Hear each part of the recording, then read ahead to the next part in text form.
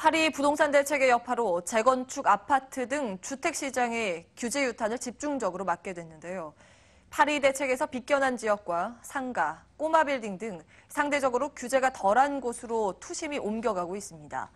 파리 대책 이후 달라진 부동산 투자의 지형도를 이혜리 기자가 취재했습니다. 파리 부동산 대책 이후 서울 아파트 가격이 1년 5개월 만에 하락세로 돌아서는 등 대책의 후폭풍이 거세지고 있습니다. 특히 재건축 초과 이익 환수제 부활과 조합 설립 인가 후 조합원 지위 양도마저 금지되면서 천정부지로 지속던 서울 재건축 아파트 가격이 7개월 만에 하락하는 등 재건축 시장이 직격탄을 맞았습니다. 강도 높은 대책으로 1,025조 원에 이르는 단기 부동자금이 부동산 시장에서 빠져나갈 수밖에 없는 상황입니다.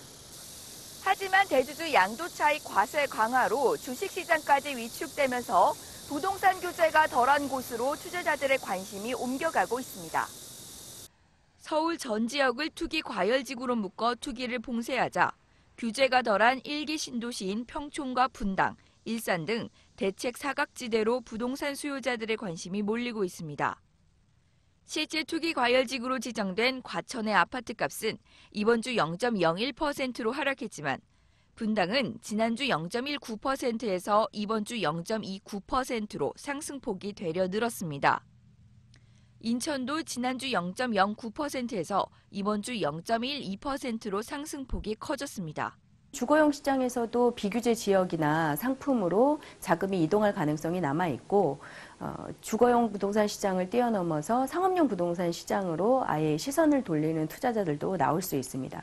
기존의 주택 투자 자금과 규모대가 비슷한 구분점포 같은 상업용 부동산이나 주거용 중에서도 상대적으로 좀 투자 여력이 남아있다고 판단되는 오피스텔 상품들, 또 섹션 오피스텔 주택시장이 양도소득세 중과와 대출 강화 등 규제 유탄을 집중적으로 받은 데다가 오피스텔마저 분양권 전매 제한이라는 규제를 받으면서 꼬마 빌딩과 상가 등으로 투자 자금이 이동하고 있습니다.